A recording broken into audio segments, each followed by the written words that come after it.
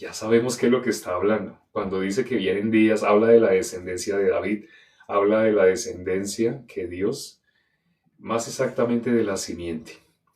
En Génesis capítulo 12, versículo 7, se habla de esa simiente.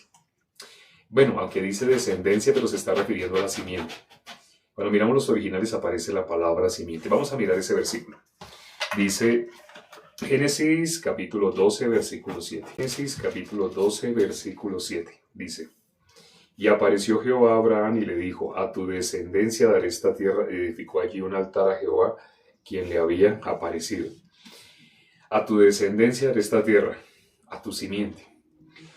¿Y quién es la simiente? La simiente es nuestro Señor Jesucristo. Gálatas 3:16. Miremos Gálatas 3:16. Dice, ahora bien, a Abraham fueron hechas las promesas y a su simiente. Este versículo está relacionado con el que leímos ahora.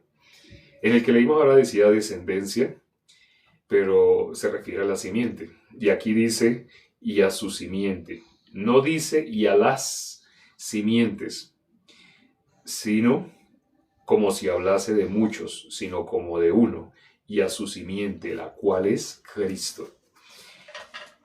Aquí está, tanto en Génesis como acá en Gálatas, está hablando exactamente lo mismo, lo que leímos ahorita en Jeremías capítulo 33. Está profetizando el nacimiento de nuestro Señor Jesucristo, la descendencia, la simiente. Está hablando de cómo iba a bendecir, cómo iba a ser bendita todas las familias. ¿Se acuerdan? En Génesis 12 también aparece que bendeciré, te bendeciré y te engrandeceré, engrandeceré tu nombre. Serán benditas en ti todas las familias de la tierra. Dios ya nos bendijo. Cuando personas me dicen, Dios te bendiga, casi siempre contesto, ya me bendijo. Ya me bendijo, ya me bendijo. La bendición más grande que una persona pueda tener es haber salido de la condición de estar destituido de la gloria de Dios. Todos estábamos así, desde nacimiento, todos estábamos muertos, todos, no había una excepción. Pero esto que está en Isaías 53, de que vienen días, ya llegaron esos días. ¿Cuándo fueron esos días? ¿Cuándo fue esa buena nueva? En Zacarías habla de un día en especial. Dice Zacarías 3:9. Vamos a mirar. Dice Zacarías 3:9. Dice, porque he aquí aquella piedra que puse delante de Josué. Sobre esta única piedra hay 7 ojos. He aquí yo grabaré su escultura, dice Jehová de los ejércitos, y quitaré el pecado de la tierra en un día. Este versículo es maravilloso, ¿no? Aquí dice en cuánto tiempo Dios iba a quitar el pecado de la tierra. ¿Cuál es la bendición? ¿Cómo iba a ser bendecida todas las familias de la tierra? ¿Cuál es la bendición? La bendición es salir de la potestad de las tinieblas. Hechos capítulo 26, Hechos 26:18. ¿Cómo dice? Para que abra sus ojos, para que se conviertan de las tinieblas a la luz, de la potestad de Satanás a Dios, para que reciban por la fe que es en mí perdón de pecados y herencia entre los santificados. Ese versículo, aquí lo parafraseé, pero ese versículo está hablando de ese día para que reciban por la fe que es en mí. ¿Qué es creer en Jesús? ¿Cuál es ese día que nombra acá? En Zacarías capítulo 3, versículo 9, que en ese día quitaría el pecado de la tierra. Hay un día en el cual el pecado fue quitado. Aquí como lo dice, he aquí yo grabaré su, dice Jehová, y quitaré el pecado de la tierra en un día. Hay personas que están esperando todavía al Mesías. Para ellos todavía el pecado no ha sido quitado. Pero hubo alguien que estando en la cruz, al lado de nuestro Señor Jesucristo, sabemos que fueron crucificados 3. Mientras estaban crucificados, al lado y lado, habían 2 malhechores. Eso de que habían 2 malhechores, la Biblia nos muestra, toda la Biblia nos muestra de 2 en 2. Esto lo hemos repetido últimamente mucho, ¿no? Toda la Biblia habla 2, sí, 2. El que es pecador, el que es justo. Habla de Caín y Abel, el que es del maligno, el que es de Dios. habla de las dos ofrendas. La ofrenda que Dios acepta, la ofrenda que Dios no acepta.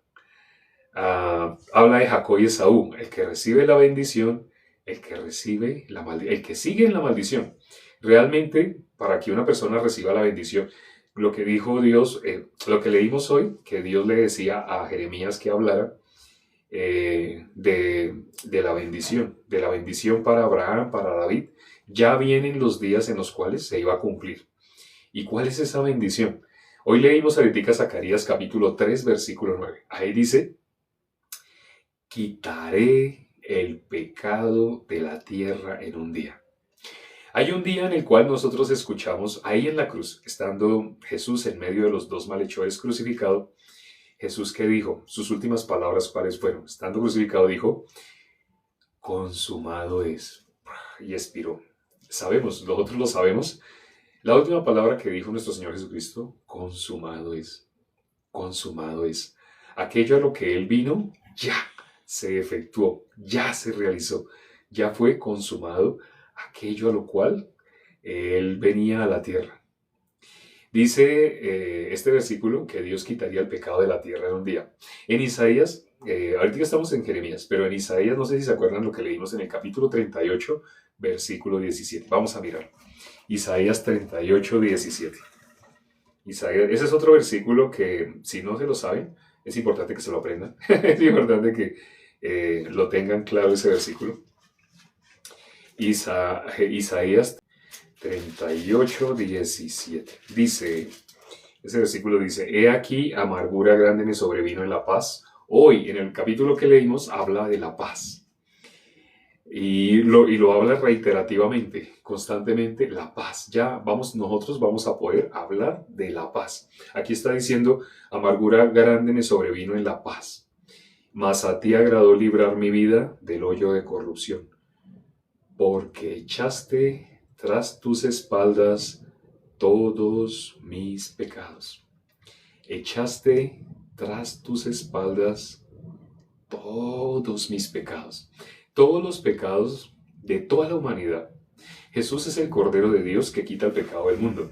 Los pecados de toda la humanidad, ¿dónde fueron echados? Tras las espaldas de nuestro Señor Jesucristo.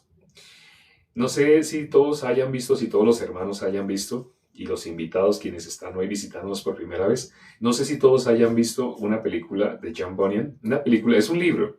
Él escribió estando preso. Él fue arrestado por predicar el Evangelio. Pero él estando en la cárcel, él escribió una obra literaria que ha llegado a ser uno de los libros más grandes, más vendidos y más difundidos de la historia. En esta época, lamentablemente, muy poca gente lo conoce, pero se llama El progreso del peregrino. El progreso del peregrino. En este libro, John Bunyan, estando en la cárcel, y precisamente cuando recién empezamos a leer el capítulo 33 de Jeremías, no sé si se acuerdan en el versículo 1 que dice, estando aún Jeremías en la cárcel. ¿Cuándo se escribió El progreso del peregrino? Cuando John Bunyan estaba en la cárcel. Fue una maldición el que él haya llegado a la cárcel, humanamente terrible. ¿Por qué? Humanamente nosotros querríamos, ay, lástima que Jeremías estaba en la cárcel. Dios, ¿por qué no lo sacó de la cárcel? Porque aún desde la cárcel él hablaba lo que habló en el capítulo 33, esas palabras tan maravillosas. Clama a mí y yo te responderé y te enseñaré cosas grandes y ocultas que no conoces.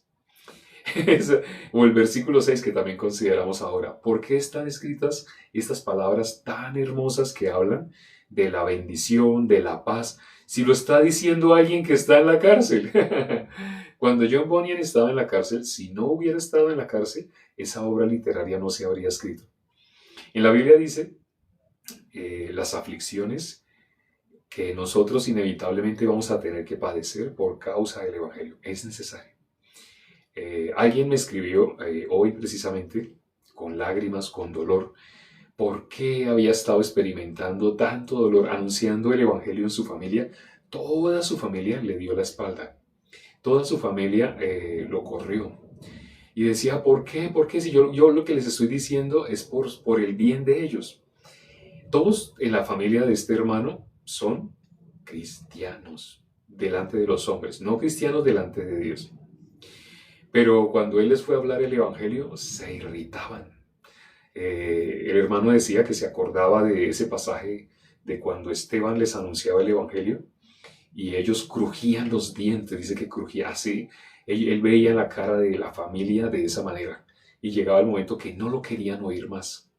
Pero ¿contra quién estaban peleando? Estaban defraudando sus almas. El que pelea contra un justo, esa persona no sabe qué es lo que se está acarreando. Ustedes se van a dar cuenta lo que sucederá a Ezequías. En el capítulo de ayer está profetizado lo que le iba a pasar a Ezequías.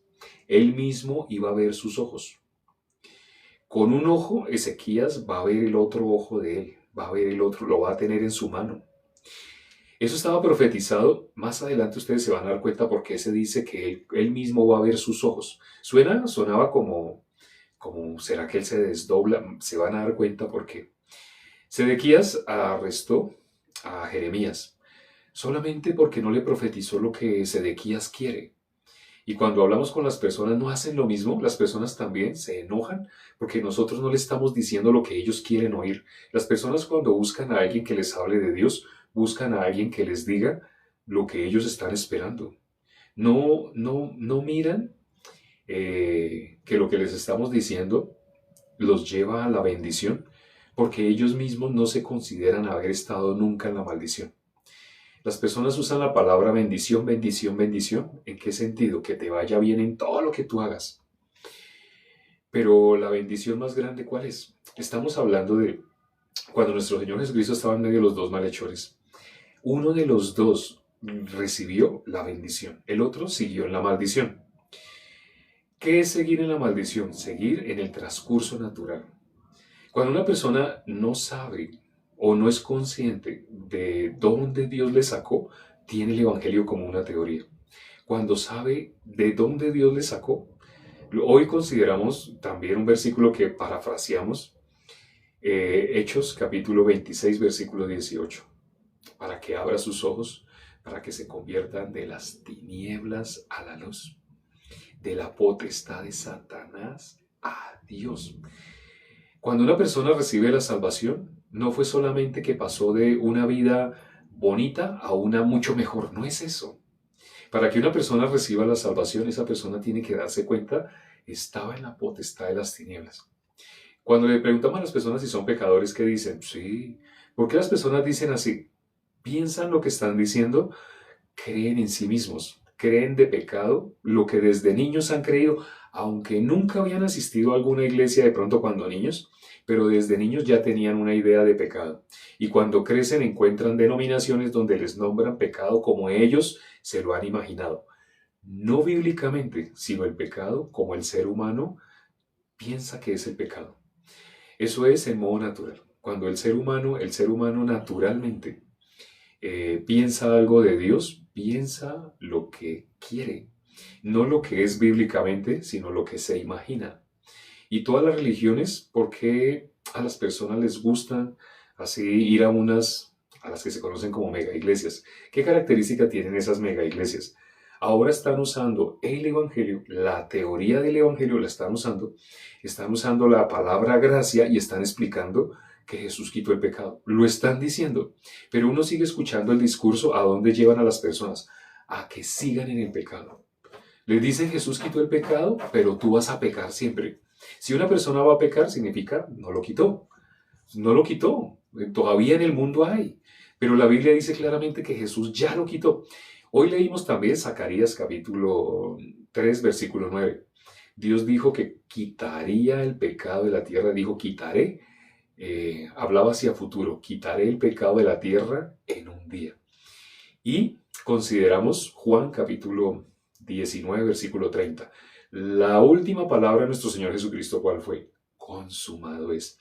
Mientras estaban entre esos dos malhechores, uno representa la bendición, a este lado debería ser la bendición, y el otro representa la maldición. ¿Quién recibió la bendición? Esos dos malhechores representan a toda la humanidad, porque todos nosotros, ¿cómo estábamos? Todos nosotros estábamos en esa condición de malditos. Suena feo, pero lo que estoy diciendo acá no es para que guste o no guste. Lo que estoy diciendo acá es lo que dice la palabra de nosotros. La condición de nosotros natural era ir al castigo eterno. ¿Por qué dice en la Biblia que ancha es la puerta que lleva a la perdición y muchos son los que entran por ella? ¿Y por qué dice en la palabra que angosta es la puerta, estrecho es la puerta, angosto el camino que lleva a la vida? El camino que lleva a la perdición es ancho y dice muchos. Muchos son los que van por ese, muchos son los que entran por esa puerta que lleva a la perdición. Pero la puerta que lleva a la vida dice es angosta, el camino es estrecho. ¿Y qué dice? Pocos, pocos son los que lo hallan. En modo natural, toda la humanidad está caminando hacia la perdición. Pero esto no es como, algunos dicen, pero es que no me gusta cuando usted habla del juicio porque parece que estuviera asustándonos. No, yo no quiero asustar. Algunos de pronto, si pudieran, harían lo que hicieron con Jeremías, arrestarlo. Lo que hicieron con Jan Bunyan, arrestarlo. Hay uno más que no les he nombrado, que también desde la cárcel pudo escribir lo mejor en las condiciones en las cuales el ser humano no tiene ninguna esperanza por los hombres. En esas condiciones el ser humano ha podido transmitir el corazón de Dios de la manera más pura. El Apocalipsis fue escrito cuando el apóstol Juan estaba en la isla de Patmos. Lo llevaron allá como un castigo, como su cárcel. Así como ustedes, no sé si vieron películas de una cárcel de Alcatraz, que en una época era la cárcel más temida, la cárcel más odiada, porque de ahí nadie podía escapar. Bueno, y ciertamente hicieron una película con Clint Eastwood que se llama Escape de Alcatraz. Sí, pero eso de estar en una cárcel así aislada donde nadie puede llegar, eso le pasó al apóstol Juan. Él estuvo en una cárcel donde no podía salir. Él fue a Patmos. Él fue allá Dios lo llevó allá, fue Dios. ¿Quién será aquel que diga que sucedió algo que el Señor no mandó? ¿Quién permitió que Jeremías fuera apresado? ¿Quién permitió que el apóstol Pablo, el apóstol Pedro, Bernabé y varios hermanos en las catacumbas también estuvieron? ¿Por qué Dios permitió todo lo que permitió? Cuando el Evangelio es ampliamente anunciado, es en el momento en el cual la persona no tiene ninguna esperanza en los seres humanos, ninguna esperanza humana, ni en sí mismo ni en los demás. En una cárcel se cumple todo eso. En una cárcel se llega a esa condición de no tener ninguna esperanza humana. En esa condición Dios puede trabajar. Si tú todavía en tu corazón tú tienes algo de esperanza en ti, tú mañana tienes planes, mañana piensas hacer esto, para tu futuro, para que tu futuro te vaya mejor económicamente. Eso es la corriente de este mundo. El ser humano, ¿para qué vive? Vive únicamente para tener más, comprar más cosas y de pronto, así algún día ser feliz teniendo cosas. La felicidad de esa manera nunca se alcanza. La bendición no es eso. Dice la palabra, ¿de qué le aprovecha al hombre si gana el mundo entero? Imagínese que una persona pudiera tener la fortuna de Bill Gates, la de Elon Musk, la de Mark Zuckerberg, junta, tuviera todo ese dinero, que ellos tres le regalaran toda su fortuna, porque ya van a morir, un ejemplo, y regalaran toda la fortuna y toda la fortuna pasara a tu cuenta, y tuvieras una cifra de muchos dígitos, una cifra enorme. Tú podrías comprar tu país, podrías comprar todo tu país y todavía te queda para construir dentro de tu país. Pero, ¿de qué te sirve? ¿Tú vas a vivir 1000 años? Ni siquiera la persona que más vivió 969. David vivió 930. Adán vivió 930. Nadie ha podido vivir 1000 años. En la Biblia aparece esa cifra únicamente para Dios. Para Dios, un día es como 1000 años. Dios no permitió que nadie viviera 1000 años, pero sí hubo persona, en especial uno que vivió mucho, porque su nombre llevaba al juicio. Lo que hablamos aquí a muchos no les gusta porque inevitablemente tenemos que llevar el juicio al corazón de las personas para que las personas puedan recibir la salvación. Si no se ven como esos dos malhechores ya estaban en los últimos minutos de sus vidas. Y los dos que estaban haciendo, los dos injuriaban a nuestro Señor Jesucristo, los dos, no uno solo, los dos injuriaban a nuestro Señor Jesucristo. Pero, pero sucedió algo. Uno de los dos creyó. Hay personas que me han preguntado qué fue lo que hizo que ese malhechor pudiera creer. O sea, ¿por qué él de un momento a otro creyó? Estaban los dos injuriando a Jesús. Bájate, si tú eres, bájate, si tú eres realmente así, eso que dicen que tú haces milagros y que, bájate. Pero resulta que encima de la cabeza de nuestro Señor Jesucristo pusieron un letrero escrito en 3 idiomas, hebreo, griego y latín, que decía Rey de los Judíos. Bueno, ciertamente aparece en un libro, en uno de los 4 que conocemos como Evangelio de... Realmente no se puede decir Evangelios, no se puede decir Evangelios. O sea, no se puede decir los 4 primeros libros de la Biblia, los 4 Evangelios, no. Está mal esa expresión. Los 4 libros del Evangelio, según San Mateo, Marco, Lucas, Juan. Aparece escrito, sobre todo en Juan, sí, Nazareno. Dice así, dice Rey de los Judíos, pero dice Nazareno, Jesús Nazareno. Pero cuando miramos en Lucas dice, este es el Rey de los Judíos. Entonces, cuando pusieron ese letrero sobre la cabeza escrito en 3 idiomas, los dos malhechores pudieron ver ese letrero. Pero ese letrero tenía una intención, una única intención. ¿Por qué Dios permitió que pusieran ese letrero? Porque de los que estaban ahí, ¿quiénes eran los que estaban más cerca de ese letrero? Estaba encima de la cabeza de Jesús. El único que no podía ver ese letrero era nuestro Señor Jesucristo. Él no podía ver. Pero aquí habían 2 malhechores. Ellos 2 podían ver el letrero. Hasta podríamos pensar, Dios permitió que cuando lo estaban clavando, el árbol, ese tronco estuviera duro y tuviera que correrse un poquito más hacia un lado, hacia un lado, hacia un lado. ¡Tra! Lo clavaron. ¿Hacia qué lado lo clavaron?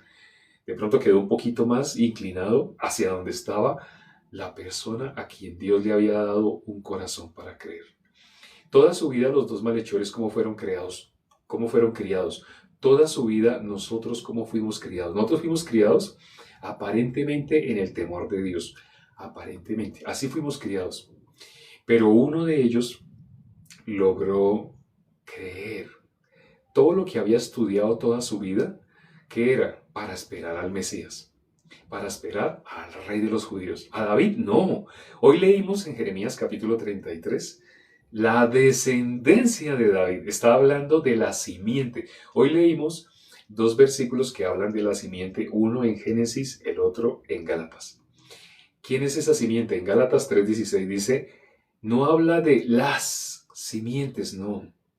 Inclusive cuando dice su descendencia, también está hablando de uno. Aunque uno dice, no, pero descendencia es muchos, está hablando de uno. Si ustedes miran los originales en hebreo, esa palabra que aparece en Génesis 12:7 dice simiente y a tu simiente. Cuando miramos Génesis, Gálatas 3:16, dice simiente. Y antes hace una aclaración. Eso que le fue dicho a Abraham y a tu descendencia y a tu simiente, no dice, y pondré enemistad entre ti y la mujer, y entre tu simiente y la simiente suya. Esta te herirá en la cabeza y tú le herirás en el calcañar. ¿Quién es el que entregó a nuestro Señor Jesucristo? En Juan capítulo 13, versículo 2, dice, como Satanás ya había puesto en el corazón de Judas Iscariote que le entregase, así dice, no dice que Judas Iscariote de su propia voluntad, su libre albedrío, así no dice, dice que como Satanás había puesto. Aquí está hablando de la simiente, está hablando de nuestro Señor Jesucristo. Ciertamente Satanás ha sido el enemigo. Satanás es el enemigo. Satanás quiere llevarnos a todos al castigo eterno. Solo hay 2 lugares, el reino de los cielos y el castigo eterno, el Hades, el lugar de tormento, como lo dice en Lucas 16. Solo están esos 2 lugares. ¿Para dónde va todo el mundo? La puerta ancha, la que lleva a la perdición, va hacia el infierno. Hacia allá está yendo todo ser humano en modo natural. Todo ser humano está caminando y está entrando por esa puerta, todo el mundo. ¿Quiénes son los que logran? ¿Cómo dice ese versículo, Mateo 7:14? Dice al final, si ustedes leen al final de Mateo 7:14, dice de la puerta estrecha, de ese camino angosto, dice, pocos son los que lo hallan. Hay una puerta gigante, una puerta enorme, donde está entrando toda la humanidad. Pero hay una puerta estrecha que dice, pocos. Así dice, pocos son los que la hallan. Pocos.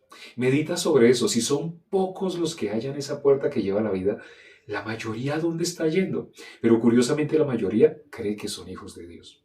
La mayoría creen que cuando mueran van con Dios.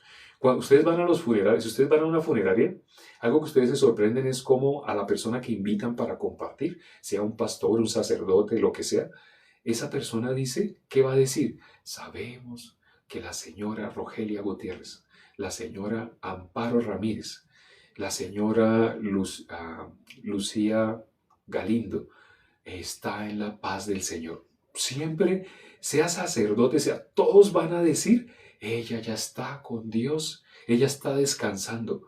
¿Por qué hablan mentira? Son falsos profetas, son falsos ministros. Son ministros, como dice la Biblia, ministros. Satanás se disfraza de ángel de luz y sus ministros se disfrazan como ministros de justicia. Entonces van vestidos de una manera elegante, con ropas pomposas, ropa bien planchada, bien elegante, bien hermosa esa ropa. ¿Y van a decir palabras feas? No, dicen palabras hermosas. Si ustedes van a los funerales, es una constante. O sea, ustedes van a una funeraria que tenga varias salas de velación y entran a una y escuchan, ¡ah! Esa persona están diciendo que se fue para el cielo. Entra allá, también se fue para el cielo. Todos, no hay uno solo donde vayan a hacerles una pregunta. Si esta persona murió siendo pecador, ¿ustedes saben bíblicamente a dónde fue su alma? Una vez me invitaron a una funeraria, la primera vez que me invitaron a una funeraria, la verdad yo no sabía qué iba a decir, no, yo no sabía, pero me invitaron porque la persona que estaba ahí, nosotros le habíamos compartido. Que ella haya recibido, no me consta porque ella solamente fue una vez a una reunión que nosotros hicimos y ella hablaba de su ministerio y de todo lo que ella había hecho en su ministerio. Entonces, como yo la conocía, me invitaron a la funeraria. Cuando llegué a la funeraria, el hijo y el papá de ese joven me invitaron a que diera unas palabras. Entonces yo iba con corbata, tenía que ir así porque sabía que me iban a invitar para dar palabras. ¿Qué fue lo que compartí? El juicio. No me sacaron a patadas porque todos tenían su corazón dolido. La verdad, yo me sorprendí porque yo estaba esperando que me botaran por la ventana, era un cuarto piso. Pero cuando yo les estaba hablando del juicio, ¿qué pasó con estas personas? Me dijeron que ahí habían testigos de Jehová, habían católicos, habían adventistas, habían pentecostales, pero todos estaban así atentos escuchando. En ese momento comprendí lo que dice Eclesiastés capítulo 7, creo que es el versículo 3. Vamos a leer. Ya, ese es el último y nos despedimos. El último versículo, ahora sí, este es el último. Capítulo, Eclesiastés capítulo 7, versículo 2. Dice, mejor es ir a la casa del luto que a la casa del banquete, porque aquello es el fin de todos los hombres y el que vive lo pondrá en su corazón. Ahí entendí que el momento perfecto para que una persona escuche el Evangelio es cuando está al frente de la muerte, cuando ve a su ser querido, a su familiar ahí entre una caja, cuando se da cuenta que ese es el fin de él también, cuando las personas en ese momento son susceptibles, en ese momento es lo contrario al happy birthday tuyo que los cumplas feliz hasta el año 50,000. No, no, no. En ese momento las personas están en sentido contrario, están ante la realidad. El fin de todos los hombres, ahí las personas están viendo el fin. El que vive lo pone en el corazón. Yo me sabía ese versículo de memoria, pero solamente cuando vi cómo la gente estaba atenta entendí. Por eso es mejor la casa de luto que la casa del banquete. En la casa del banquete, ¿quién quiere escuchar la palabra de Dios? En la casa del banquete nadie quiere, donde están haciendo fiesta y están colocando música a todo volumen, ¿quién quiere escuchar la palabra de Dios? Pero en una funeraria todo el mundo está considerando la muerte. Así también me va a tocar a mí algún día, así como mi tía, así como la abuelita que está ahí, así como la persona que está ahí, su tío, su primo, así como el que están viendo en esa caja, así me va a tocar a mí. Cuando las personas están considerando así, explíqueles el Evangelio y las personas rápidamente lo reciben. Rápidamente pueden recibir. Por eso aquí dice, el que vive pondrá esto en su corazón. Yo lo entendí en la primera vez que me invitaron, ahí entendí, ya entiendo por qué dice la palabra, dice así, esa sabiduría. ¿Dónde está el corazón de un justo? ¿Donde hay banquete? Ay, no, no vayan a esos lugares, no sigan la corriente de este mundo, vayan donde, a la casa de luto. Vamos a orar ya para terminar. Padre, gracias por este tiempo que nos permites para considerar tu palabra. Cuando las personas en modo natural están caminando su transcurso, piensan, todo ser humano piensa que está bien, que está yendo por buen camino, que hay otros que son malos, no tanto como él, que sí tiene alguna maldad, pero está procurando, está, por lo menos la intención, está intentando. Las personas piensan que Dios mira de esa manera. Y por eso, juzgándose a sí mismos, piensan que están bien con Dios. Juzgándose a sí mismos por su propio punto de vista, se dan un aprobado. Con dificultad, pero finalmente se dan un aprobado. Por eso el ser humano no puede considerar, en modo natural el ser humano no puede considerar que inevitablemente está yendo hacia la perdición.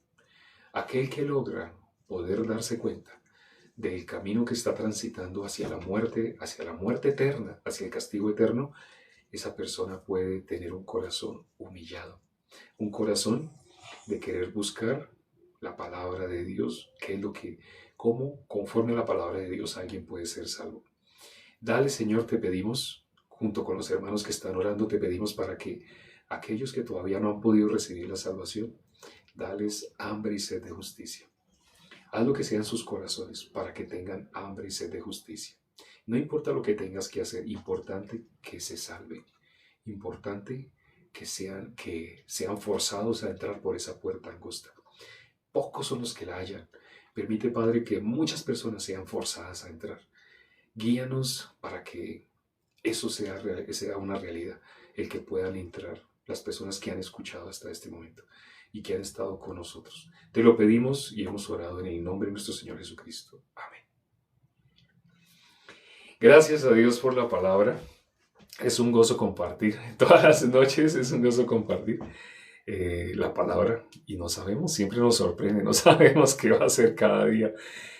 Mañana va a estar Jason, mañana van a escuchar más exactamente sobre los últimos días.